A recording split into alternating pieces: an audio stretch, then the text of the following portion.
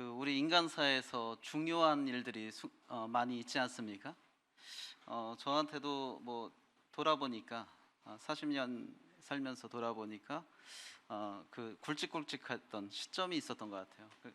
그 중에 하나가 이제 대학 입시였는데 입시 치를 때 마지막에 3개월은 아침 7시에 나가서 12시에 들어오고 그랬습니다.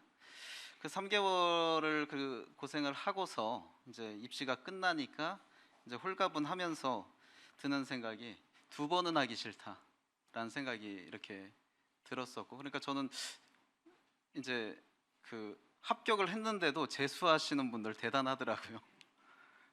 두 번은 하기 싫다라는 생각이 들었습니다. 그리고 또 하나가 이제 결혼하면 다 좋은 걸로만 생각하는데 그 준비하는 게 만만치 않더라고요. 상견례부터 해서 또 뭐 세간살이 준비하고 집 알아보고 이렇게 그러면서 이제 뭐 사랑해서 결혼은 하지만 그런 거 준비하면서 또 많이 다투게 되는 것 같아요. 그래서 또 그때 들었던 생각이 두 번은 하기 싫다라는 생각이 또 들었고요. 근데 이제 그 대학 가는 일이나 결혼하는 일 중요하죠. 인생에 있어서 중요하기 때문에 뭐 대부분이 이제 그것을 준비하고 또 실행합니다. 근데 사실 대학 중요하지만 내가 싫으면 안 갈 수도 있는 거죠. 안 갈 수도 있죠. 내가 싫으면 안 가면 됩니다. 또 결혼도 중요하지만 내가 싫으면 안 할 수 있는 거죠. 그렇죠? 안 해도 되는 거죠. 그러니까 선택권은 나한테 있습니다. 내가 싫으면 안 해도 됩니다. 대학 가는 거라든지 결혼하는 거라든지. 근데 내가 싫다고 안 할 수 없는 것도 있습니다. 인생에 있어서. 다른 건 중요하긴 하지만 내가 싫으면 안 해도 되는 일들이 있는가 하면 내가 싫다고 해서 안 할 수 없는 게 있다. 모든 인간에게 그러면 싫다고 해서 안 할 수 없는 게 무엇이냐? 그것은 뭡니까? 한 번 죽는 것은 사람에게 정해진 것이요 그 후에는 심판이 있으리니. 자, 대학은 내가 싫으면 안 가도 되고 결혼도 내가 싫으면 안 하면 됩니다. 근데 죽음은요? 하나님의 부르심에는 내가 싫다고 해서 안 갈 수 있는 것이 아니라는 것이죠. 그러니까 평생을 하나님 앞에서 정말 경거망동하게 살고 하나님의 뜻에 불순종하면서 사는 사람이라 할지라도 하나님 앞에서 순종할 수밖에 없는 순간이 있는데 그것이 무엇입니까? 죽음이에요. 죽음 앞에서는, 즉 하나님께서 이제 오라고 하실 때는 그 명령에 불순종할 수 있는 사람은 있다 없다? 없다. 그러니까 우리가 이런 것을 생각해 봤을 때, 자, 다른 건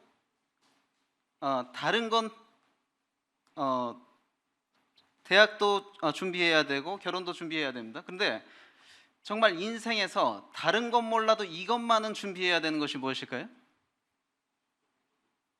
죽음이죠. 대학은 싫으면 안 가면 되고 결혼도 싫으면 안 해도 되는데 죽음은 내가 싫다고 해서 안 갈 수 있는 것이 아니기 때문에 다른 건 몰라도 반드시 준비해야 되는 것은 죽음이다. 죽음. 그래서 어떻게 죽음 잘 준비하고 계십니까? 혹 나는 죽음과 상관없는 사람처럼 살고 있지 않나요? 저도 죽음을 준비하면서 산다 그런 생각으로 살지는 않는데, 실제로 우리 인생에 있어서 가장 잘 준비해야 되는 것은 대학도 아니고 결혼도 아니고 죽음입니다. 죽음.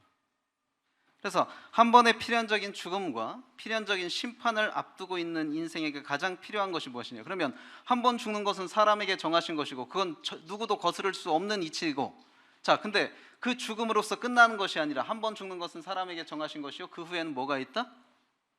심판이 있다. 그러면 모든 인생이 다른 것 몰라도 반드시 준비해야 되는 것이 무엇입니까? 죽음 이후에 심판인 것이죠. 물론 여기 계신 분들은 그 심판에 대해서 대비하신 분들이 대부분이라고 알고 있습니다. 그런데 자, 보편적으로 그렇다면 한 번의 필연적인 죽음과 필연적인 심판을 앞두고 있는 모든 인생에게 가장 필요한 것이 무엇이냐? 그것은 하나님의 심판에 이르지 않게 하는 속죄 제물인 것이죠. 이것이 가장 인생에게 필요한 것 아니겠습니까? 나에게 가장 필요한 거 돈입니까? 아니면 명예입니까?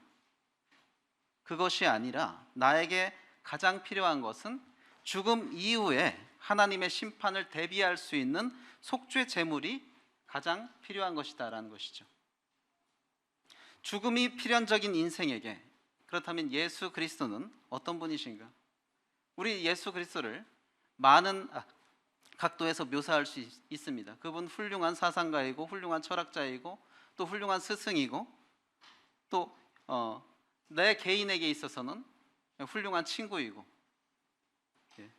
그렇게 많은 다각도로 예수 그리스도를 묘사할 수 있지만, 자, 우리가 하나님의 필연적인 죽음과 또 그 이후에 따라오는 필연적인 심판 앞에서 그분은 어떤 분이십니까? 그분은 우리를 위한 완전한 제물이십니다. 그런 측면에서 그분의 가치는 더욱더 뛰어나다 말할 수 있는 것이죠. 나에게 가장 소중한 이가 누구입니까? 바로 내 옆에 보이는 가족이 소중하죠. 그런데 그 가족을 소중히 여기는 만큼 주님을 정말 평소에 소중히 여기고 계십니까? 아니, 소중히 여기고 안 여기고 내가 선택해야 될 사항이 아니에요. 가만히 생각해 보니까 그분은, 가족은 나한테 없어도 되지만 그분만큼은 나에게 있어야 되는 분입니다. 왜? 그분은 나에게 필연적으로 다가올 죽음 이후의 심판에 대해서 하나님의 심판을 대비할 수 있는 완전한 제물이시기 때문에, 그런 측면에서 이 예수 그리스도는 우리에게 그 가치가 더욱더 깊다 할 수 있을 것입니다. 그래서 오늘은 히브리서 9장 23절부터 28절을 통해서 완전한 제물이신 그리스도에 대해서 한번 생각해 보기를 원합니다.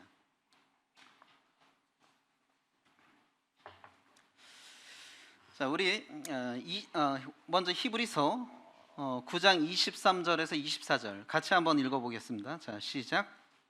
그러므로 하늘에 있는 것들의 모형은 이런 것들로서 정결하게 할 필요가 있었으나 있는 그것들은 이런 것들보다 더 좋은 제물로 할지니라. 그리스도께서는 참것의 그림자인 손으로 만든 성소에 들어가지 아니하시고 바로 그 하늘에 들어가사 이제 우리를 위하여 하나님 앞에 나타나시고. 자, 구약에 성막이 있었고 그 안에 성소와 지성소가 있었습니다. 자, 그런데 이것은 계속해서 히브리서를 통해서 살펴봤지만 구약에서 하나님께서 명령하신 성막과 그 안에 있는 성소, 지성소는 참 실체가 아니라 뭐라고요? 참 실체의 그림자이고 모형이었다라고 계속해서 히브리서가 교훈하고 있습니다. 그렇다면 우리는 그 모형과, 자, 우리가 그 집을 분양받기 전에 어디를 먼저 갑니까? 모델하우스를 가죠. 모델하우스는 실체입니까? 실체가 아니죠. 모형입니다. 어디까지나. 근데 모델하우스 들어가 보더니 그 사람이 이 집 너무 좋다, 여기서 살래, 그냥 그래서 거기서 주저앉는 사람 있어요, 없어요? 없죠. 우리는 모델하우스라는 모형을 통해서 참 실체, 앞으로 지어질 참 실체 집을 기대하면서 사는 것이죠. 구약에 하나님께서 명령하신 성막은 참것의 모형으로서 그것을 통해서 참것을 바라보기를 원하시는 하나님의 마음이신 거죠. 그거 자체가 목적이 아니라. 그런데 모형으로 만들었지만 어떻습니까? 모형인 지상의 성소는 굉장히 위험이 있었습니다. 성막이 있고 그 안에 성소가 있고 또 거기에 구분된 지성소가 있었는데, 자, 지상의 성소는 하나님의 임재의 장소였습니다. 임재의 장소였다. 임재의 장소라는 건 뭐예요? 하나님께서 원래 거기가 하나님께서 좌정하시는 자리가 아닌데 어떤 특수한 목적에 따라서 그 자리에 잠깐 동안 임하신 것이 임재입니다. 그러니까 원래 거기가 하나님 자리는 아니죠. 원래 하나님 자리는 어디입니까? 하늘이죠. 참 실체이신 하늘, 거기가 하나님의 자리인데, 다만 이 모형으로 지어진 성소 안에 하나님께서 특수한 목적을 따라 임재하셨던 것이죠. 자, 무서운 사장님이 있습니다. 무서운 사장님이 내가 일하고 있는데 이렇게 온 거하고 그 사장님이 자네 내 방으로 와 하는 거하고 어떤 게 더 무섭습니까? 내 방으로 와 그러는 게 더 무섭죠. 일하고 있는데 잠깐 들른 거는 별로 그래도 덜 무서운 거예요. 그렇죠? 근데 한번 생각해 보세요. 하나님께서의 임재의 장소입니다. 여기가 본래 하나님 자리가 아니라 그 임재의 장소인 성소, 함부로 들어갈 수 있었습니까? 함부로 들어갈 수 없었습니다. 모형으로 만들어졌지만 지상의 성소는 하나님의 임재의 장소였지만 그 위험은 매우 두려웠습니다. 전에도 말씀드렸듯이 이 성소가 있고 그 안에 구분된 휘장 가운데 지성소가 있었습니다. 이 지성소는 다들 아시지만 대제사장이 몇 번 들어갈 수 있었어요? 1년에 한 번. 1년에 한 번 들어갈 수 있었고, 그냥 들어갈 수 있는 것이 아니라 반드시 피를 가지고 들어갈 수 있었고, 또 옷에 방울을 달고 들어가야 했습니다. 왜요? 안에 들어갔다가 혹시라도 죽으면 밖에서 알 수 있어요, 없어요? 밖에서 확인할 수, 그 대제사장이 지성소에서 죽었는지 안 죽었는지 확인할 수 있는 길은 딸랑거리는 방울 소리로 확인할 수 있었던 것이죠. 그래서 밖에서는 갈고리를 준비하고 있습니다. 왜? 방울 소리가 한참 동안 안 나면 시체를 끄집어내야 되는데 지성소에 들어갈 수 있어요, 없어요? 없으니까 갈고리 집어넣어서 끌어와야 되는 것이죠. 이렇게 이러한 위험의 장소였습니다. 근데 이 위험의 그 지성소는 실체가 아니라 뭐였다고요? 모형이었다고요. 그럼 우리가 이것을 통해서 생각해 봐야 하는 것이 뭡니까? 참 실체가 아닌 모형이었던 지상의 성소도 이렇게 위험이 있었을진데 이것이 가리키는 참 실체인 하늘의 위험은 어느 정도인가? 한번 생각해 보셨습니까? 지성소도 함부로 들어갈 수 없는데 참 실체인 하늘은 얼마나 위험 있고 두려운 곳인가? 사실요, 우리가 빨리 천국 가고 싶어, 하나님과 빨리 만나고 싶어, 이 말이요, 이 성소의 그 위험을 생각하면 상당히 주제넘은 말일 수 있습니다. 아니, 지상의 모형으로 만들어진 지성소도 함부로 들어갈 수 없는 사람들이 하나님 계신 곳에 그렇게 가고 싶어해? 굉장히 주제넘은 말일 수 있어요. 물론 하나님은 우리에게 그것을 가능케 하게 하셨습니다. 그러나 우리가 그렇게 가볍게 생각할 천국이 아니라는 것이죠. 이 땅의 지성소도 함부로 다루질 못하는 인생들이 그 천국에 대해서 함부로 말한다, 가볍게 말한다, 그렇게 말할 수 없다는 것입니다.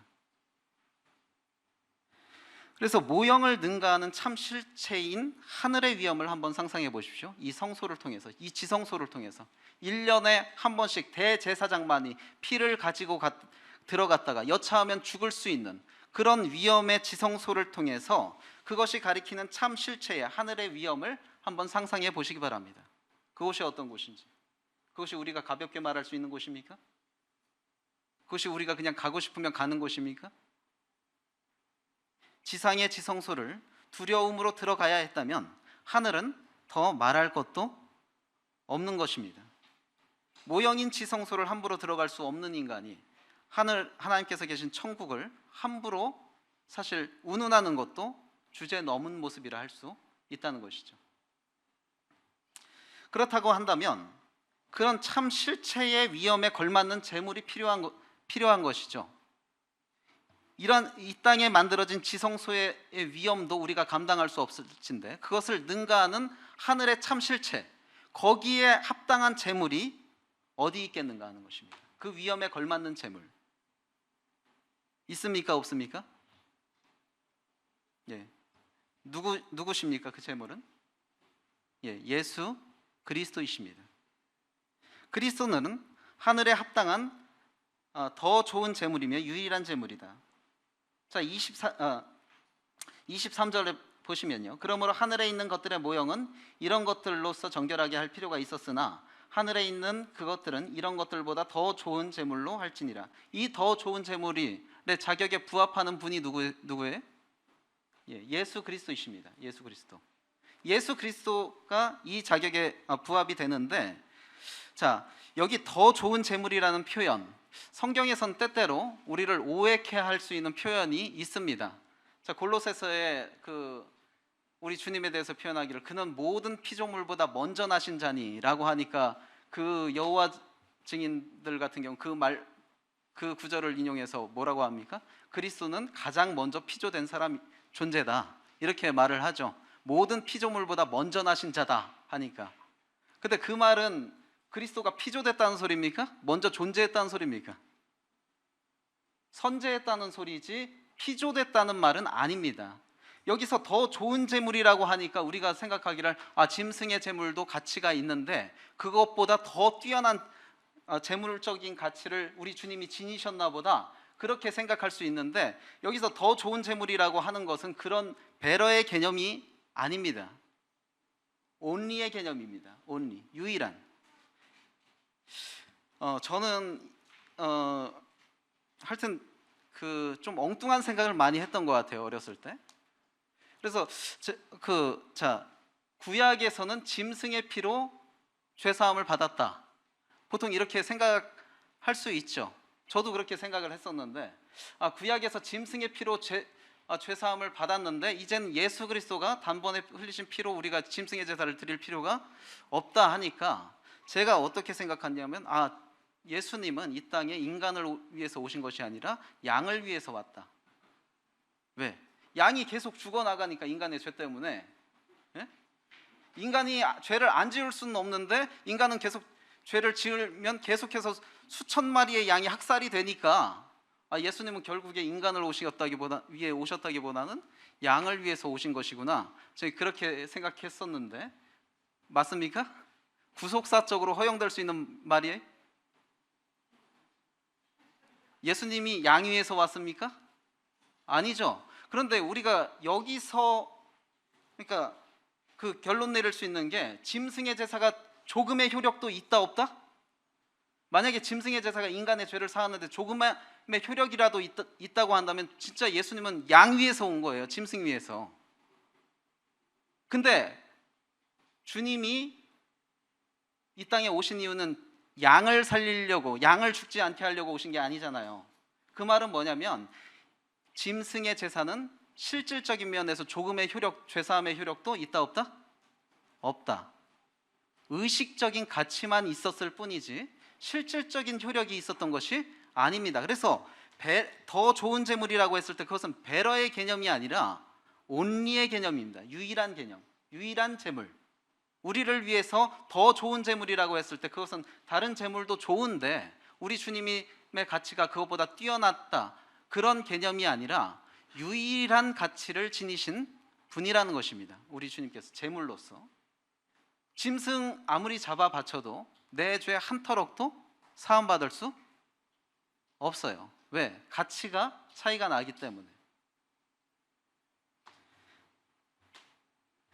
그분은 우리를 위하여 하나님 앞에 나타나십니다.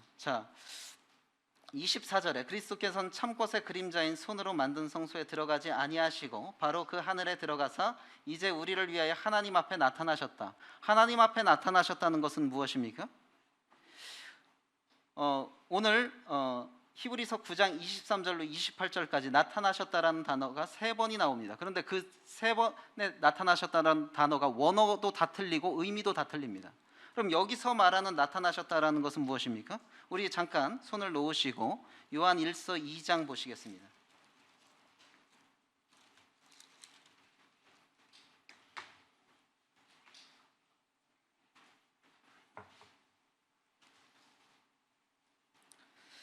요한 1서 2장 1절로 2절 같이 한번 읽어보겠습니다. 자, 시작. 나의 자녀들아, 내가 이것을 너희에게 쓰면 너희로 죄를 범하지 않게 하려 함이라. 만일 누가 죄를 범하여도 아버지 앞에서 우리에게 대언자가 있으니 곧 의로우신 예수 그리스도시라. 그는 우리 죄를 위한 화목 제물이니 우리만 위할 뿐 아니요 온 세상의 죄를 위하심이라. 자, 주님께서, 그리스도께서 하나님 앞에 나타나셨다라는 말은 뭐냐? 바로 하나님 앞에서 우리 죄를 위한 화목 제물로서, 우리를 위해서 한 대언자로서 계신다는 것입니다.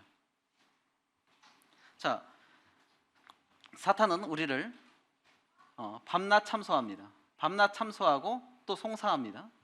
자, 그런 사탄의 공격으로부터 우리가 안심할 수 있는 이유가 무엇입니까? 그것은 우리의 완전한 제물 대신, 또 화목 제물 대신 우리 주님께서 하나님 앞에 뭘로 나타나셨기 때문에? 대언자로 나타나 계시기 때문에 우리가 사탄의 송사, 사탄의 참소로부터 안심할 수 있는 것이죠. 그래서 모형을 능가하는 참 실체인 하늘의 위엄에 가장 합당한 제물로서 우리 주님께서 우리에게 나타나셨고, 또 하나님 앞에 나타나심으로 우리의 죄를 완전히 해결하셨던 것입니다. 그래서 성소의 참 실체인 이 땅의 지성소도 두려워하는 인간이 참 실체인 하늘에 어떻게 우리가 들어갈 소망을 갖게 될 수 있는가? 그것은 성소의 참 실체인 하늘에 합당한 제물로서 그리스도께서 우리를 위해 희생하셨기 때문이다 라고 말할 수 있는 것이죠. 예. 자, 그리고 우리 주님께서 어떤 제물을 주셨습니까? 25절에서 28절 같이 한번 읽어보겠습니다. 자, 시작. 대제사장이 해마다 다른 것의 피로써 성소에 들어가는 것 같이 자주 자기를 드리려고 아니하실지니 그리하면 그가 세상을 창조한 때부터 자주 고난을 받았어야 할 것이로되 이제 자기를 단번에 제물로 드려 죄를 없이 하시려고 세상 끝에 나타나셨느니라. 한 번 죽는 것은 사람에게 정해진 것이요 그 후에는 심판이 있으리니 이와 같이 그리스도도 많은 사람의 죄를 담당하시려고 단번에 들이신 바 되셨고 구원에 이르게 하기 위하여 죄와 상관없이 자기를 바라는 자들에게 두 번째 나타나시리라. 자, 우리 주님께서 어떤 측면에서 또 완전한 제물이셨습니까? 첫 번째, 성소의 참 실체인 하늘에 합당한 제물이셨고, 두 번째로 반복해 드릴 필요 없는 단번에 드려진 완벽한 제물이셨다는 것입니다. 모형으로 지어진 지상의 성소에서는 어땠어요? 제사를 한 번만 드리고 말았나요? 아니요. 수차례 드렸죠. 수차례 드렸고, 또 특별히 대제사장이 1년 1차씩 지성소에 가는 것은 해마다 드렸던 것입니다. 자, 이 수치로 생각해 보면 모세 율법이 수여된 이후로 바벨론 포로 때까지 아마도 1000번 정도 대제사장이 지성소에 들어간다는 그런 횟수가 계산이 되죠. 해마다 했었어야 돼요. 해마다.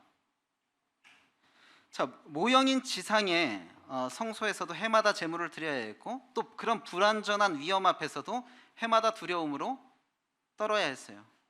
그 지성소 대제사장이 지성소에 입장하는 그 순간에 그 분위기를 한번 상상해 보세요. 거기서 웃음이 나와요? 거기서 딴 생각을 해요? 결코 그럴 수 없죠. 대제사장 개인에게는 죽느냐 사느냐의 문제였고, 백성 전체에게서는 하나님께서 우리에 대해서 연락하시느냐 연락하지 않으시느냐 그런 상황입니다. 그런데 거기서 웃음이 나와? 그리고 또 딴 생각을 해? 그럴 수 없는 것이죠. 매우 두려운 그런 분위기였습니다. 그런데 불완전한 위험 앞에서 그랬다는 것이죠. 그리고 그것은 해마다 반복했어야 한다는 것입니다. 그런데 하물며 참 실체인 하늘에는 얼마나 큰 가치와 노력이 요구되겠습니까? 이 땅에 지어진 성소에서 해마다 제사가 드려져야 했다고 한다면 하늘, 참 실체인 하늘에서는 그 이상의 노력이 들어가야 되는 게 맞지 않나요? 그런데 그리스도께서 하나님 앞에서 참 실체인 하늘에 대해서 제사를 몇 번 드리셨어요? 몇 번? 단 한 번. 단 한 번 드리셨다. 그러면 그리스도의 제물로서의 가치가 어느 정도인지 한번 생각해 보시기 바랍니다. 이 땅에서 불완전한 성소에서도 해마다 드렸어야 했는데 그것과 비교도 안 되는 하늘의 위엄 앞에서 단 한 번의 제사로 그 참 실체인 하늘에 그런 제사의 조건을 만족시켰다 한다면 우리 주님께서 지니신 제물로서의 가치가 얼마나 큰가 하는 것입니다. 우리 주님께서 25절에 대제사장이 해마다 다른 것의 피로써 성소에 들어가는 것 같이 자주 자기를 드리려고 아니하실지니 우리는 주님은 지상의 성소처럼 매 해마다 자주 자기를 드릴 필요가 없으셨습니다. 26절에 그리하면 그가 세상을 창조한 때부터 자주 고난을 받았어야 할 것이로되 이제 자기를 단번에 제물로 드려 죄를 없이 하시려고 세상 끝에 나타나셨느니라. 만일 우리 주님께서 지상의 성소에서처럼 정기적으로 제사를 드리셔야 했다고 한다면 우리 주님의 십자가는 아담 이래로 계속해서 반복되어졌어야 할 것입니다. 그러면 한번 생각해 보세요. 주님 아기로 태어나셔서 공생애 겪으시고 십자가에 매달려 죽으시고 부활하셔서 올라갑니다. 그 다음에 또 내려와서 아기로 내려와서 십자가 못 박혀서 죽으시고 부활해서 그것을 역사 가운데 무수히 반복해야 되는 것이죠. 그런데 우리 주님 그럴 필요가 있었다 없었다? 없었다. 단번에 한 번 드려진 제사로 충분했다. 왜? 그분의 가치가 엄청나기 때문에, 제물로서의 가치가 엄청났기 때문에. 그래서 세상 끝에 나타나셔서, 자 여기 또 나타나신다는 단어가 또 나오는데, 자 26절에 자기를 단번에 제물로 드려 죄를 없이 하시려고 세상 끝에 나타나셨느니라. 여기서 세상 끝은 어느 시점을 말하는 것입니까? 지금입니까? 아니요. 자 성경에서 세상 끝이라고 했을 때는 자 우리 주님께서 출현하신 그 시점입니다. 아니 그러고서 2000년이 지났는데 어떻게 그 시점이 세상 끝이냐? 이미 그때의 세상 끝이 도래했고 지금은 유예 기간이라고 볼 수 있습니다. 세상 끝은, 종말은 이미 왔어요. 우리 주님의 출현으로 인해서 종말은 이미 시작이 된 것입니다. 다만 지금 모든 사람이 구원을 받으면 진리에 이르기를 하나님의 바라시기 때문에 유예 기간을 두고 계신 것이죠. 자, 세상 끝에 나타나셨, 즉 2000년 전에 주님께서 초림으로 임하셔서 모든 세대의 죄를 없이 하셨다. 세상 끝에 자기를 단번에 제물로 드려 죄를 없이 하시려고 세상 끝에 나타나셨다. 자, 죄를 없이 하시려고, 이것은 에이스 아세테신이라는 헬라어인데요, 무효화시켰다라는 소리입니다. 우리 주님께서 세상 끝에 나타나셔서 단번에 드리신 제사로 말미암아 모든 사람의 죄를 무효화시켰다. 그러니까 어떤 죄를 하나님 앞에서 지었다 할지라도 우리 주님의 제사로 인해서 무효화됐다라고 말하고 있습니다. 27절에 한 번 죽는 것은 사람에게 정해진 것이요 그 후에는 심판이 있으리니. 우리 이 구절 언제 잘 사용합니까? 언제 잘 사용해요? 단골손님이죠.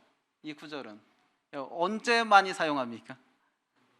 복음 전할 때 많이 사용하죠. 한 번 죽는 것은 사람에게 정하신 것이요 그 후에는 심판이 있으리니.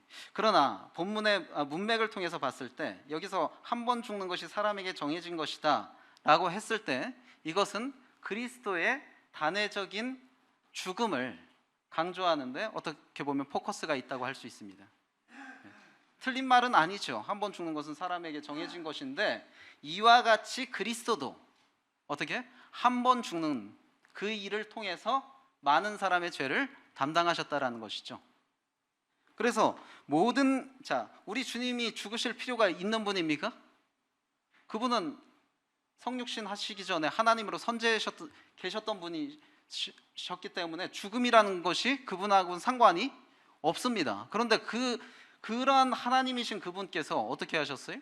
스스로 모든 인간에게 적용되는 이치, 한 번 죽는 것은 사람에게 정하신 그 이치 가운데로 스스로 자발적으로 내려오셨습니다.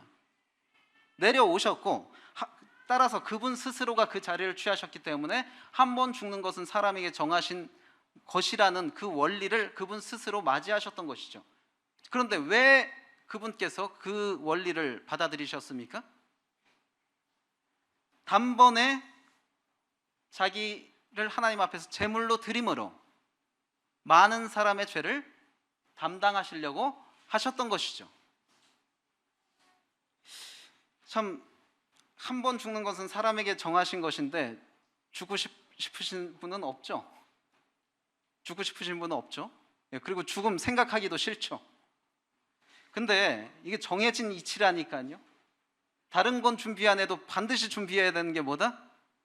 죽음이다. 죽음인데 기왕 나에게 다가오는 죽음, 숭고한 죽음으로 마무리하면 좋지 않습니까? 그래서요, 어떤 사람들은 그 죽음을 활용을 합니다. 그런데 참 안타까운 경우도 있죠. 9.11 테러범이 왜 비행기를 납치해서 그 무역센터에 자폭했을까요? 뭘 바라고? 그 사람이 죽음이란 방법을 택한 것은 보통 일이 아닙니다. 한 번 죽는 것은 사람에게 정하신 것인데 그 한 번의 그 원리를 나름대로 가치 있게 사용하려고 했던 것이죠. 어떻게 해요? 자기가 이슬람의 대적들을 향해서 성전을 수행하면 나의 구원은 보장이 될 것이고, 나는 알라가 예비한 하늘에서 엄청난 분복을 그 죽는 순간부터 누리게 될 것이라고 생각을 한 것이죠. 그래서 9.11 테러를 일으킨 거예요. 자, 그 사람의 결말이 어떨까요? 지금 자기는 한 번 죽는 그 원리를 최대한 활용해서 가치 있는 죽음으로 만들려고 했는데 정말 가치 없는 죽음이 됐을 뿐만 아니라 많은 무고한 희생자 3,000명을 희생시키는 그런 엄청난 죄를 저지른 죽음이 되었던 것이죠. 근데 우리 주님께서는 인간으로서 한 번 죽는 것은 사람에게 정해진 그 이치를 어떻게 활용하셨습니까? 죄인이었던 저와 여러분들을 구원하시는데 활용하셨던 것이죠. 한 번 죽는 것은 사람에게 정하신 이치로서 그분이 인간으로서 반드시 한 번 죽어야 하는데 그것을 하나님께서 하나님 앞에 우리 죄인들을 위한 완전한 희생 제물로 드리심으로 그 죽음을 활용하셨고, 그로 인해서 우리는 구원을 받게 된 것입니다. 자, 우리 주님께서 이렇게 단 한 번 드리신 제사로 인해서 모든 사람 그리고 모든 세대에 많은 죄를 담당하실 만큼 그 제사는 완벽했고 그 제물은 완전했다라는 것이죠. 이런 제물로서 우리 주님께서 우리에게 다가오셨습니다. 자, 이제 주님께서 뭐라고 말씀하십니까? 자, 28절에 이와 같이 그리스도도 많은 사람의 죄를 담당하시려고 단번에 들이신 바 되셨고 구원에 이르게 하기 위하여 죄와 상관없이 자기를 바라는 자들에게 두 번째 나타나시리라.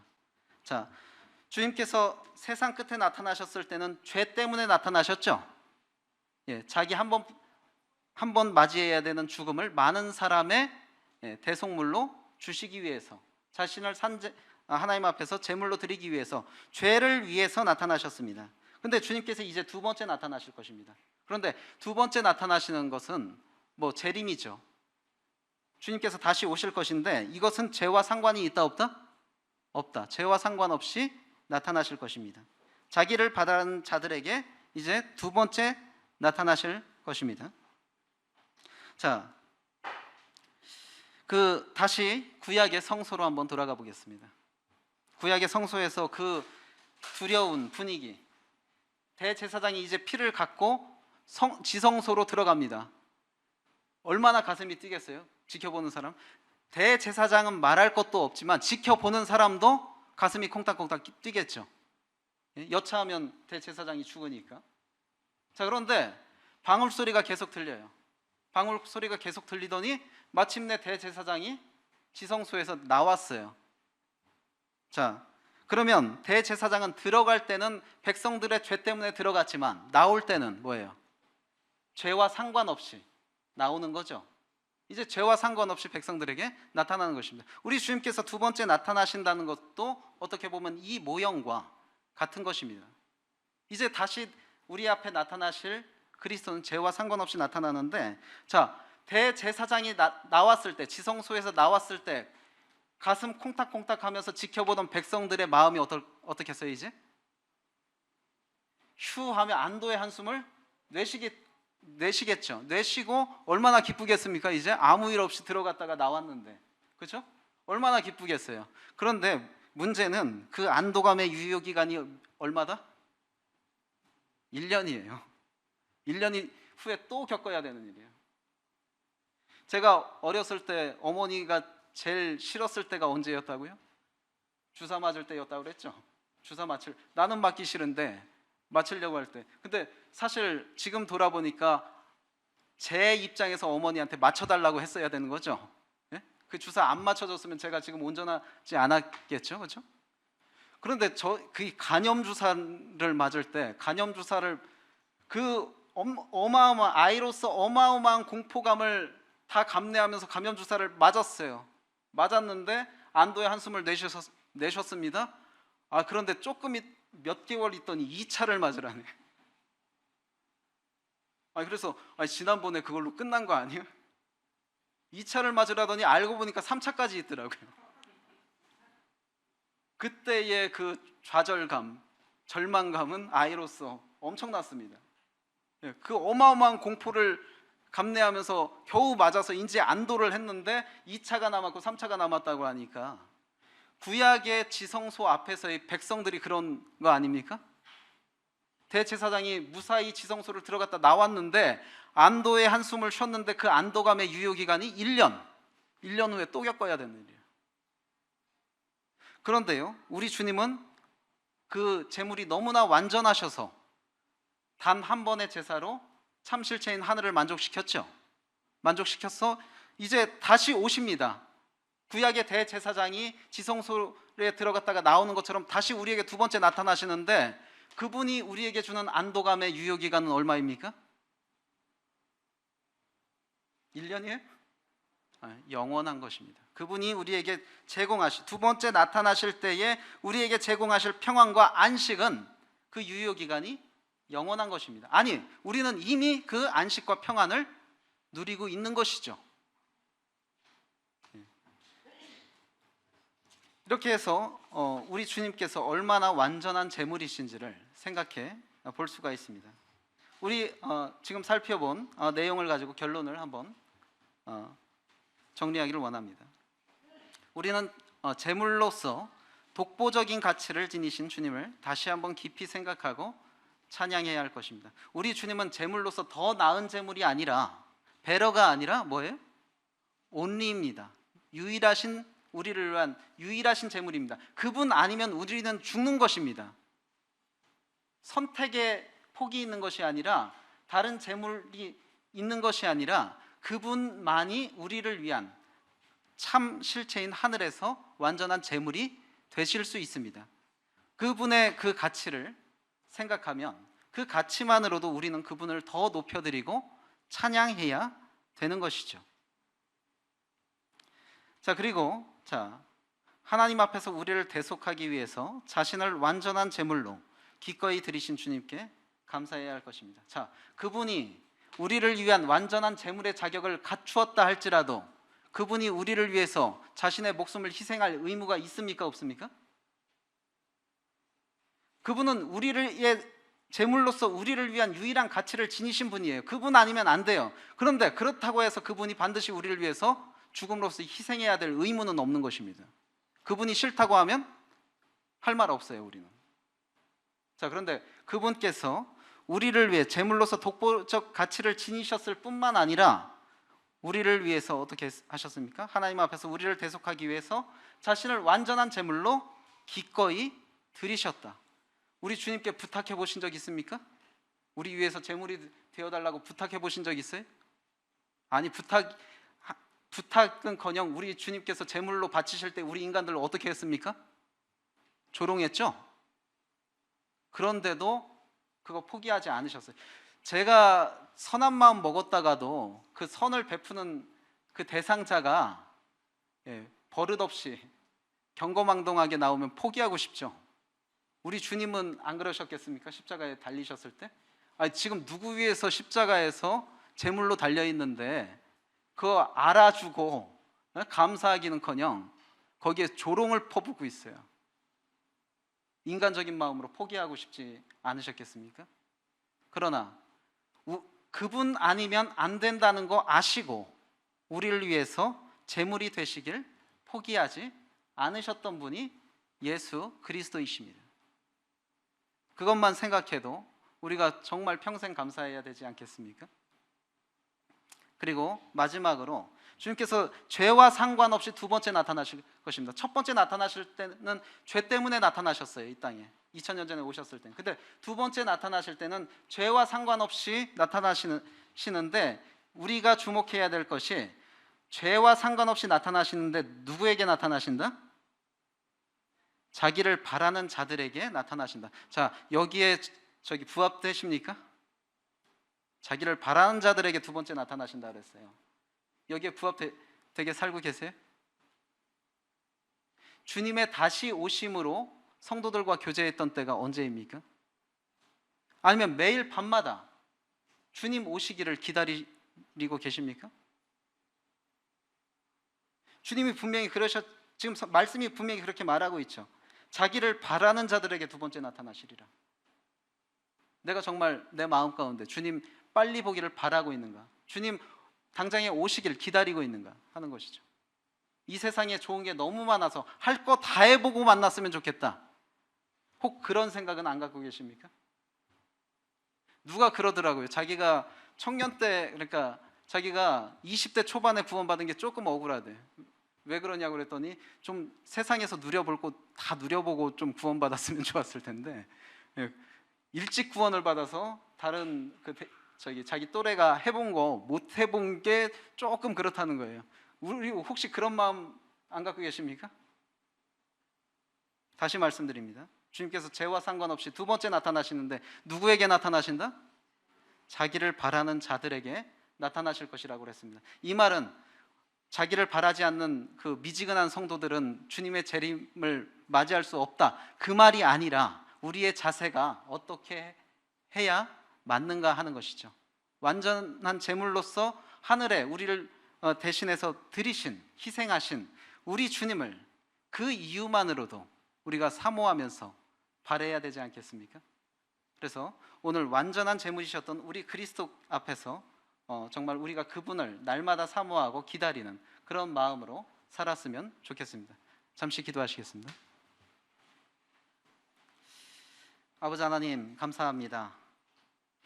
저희의 죄가 너무 커서 도저히 도말할 수 없는 그런 상황이었사온데 저희를 위해서 완벽한 제물로 당신의 아들 예수 그리스도를 예배해 주신 것을 인해서 감사를 드립니다. 참 구약의 지성소 앞에서도 그 위험 앞에서 두려워하며 떨었을진데 하나님 계신 하늘은 오죽하겠습니까? 그러나 저희가 그 하늘을 감히 참 바라보고 소망할 수 있는 이유는 완전한 제물이신 우리 주님께서 드리신 단번의 제사로 인해 참 저희가 아버지 하나님의 존전을 두려워하지 않을 수 있게 된 것임을 기억합니다. 참으로 감사를 드립니다. 저희를 위한 완전한 제물로서의 가치를 지니신 우리 그리스도를 이 시간 찬양하며 또 기꺼이 저희를 위해서 그 가치를 가지고 희생 제물로 저희를 하나님 앞에 자신을 드리신 예수 그리스도 앞에 이 시간 감사를 드립니다. 이제 참 죄와 상관없이 두 번째 나타나실 우리 그리스도를 저희 성도들 각자의 마음 가운데 간절히 사모하고 바라는 마음을 갖기를 원하며 정말 그렇게 해서 주님 다시 오실 때 기쁨으로 주님 대면하기를 원합니다. 감사드리며 예수님 이름으로 기도했습니다. 아멘.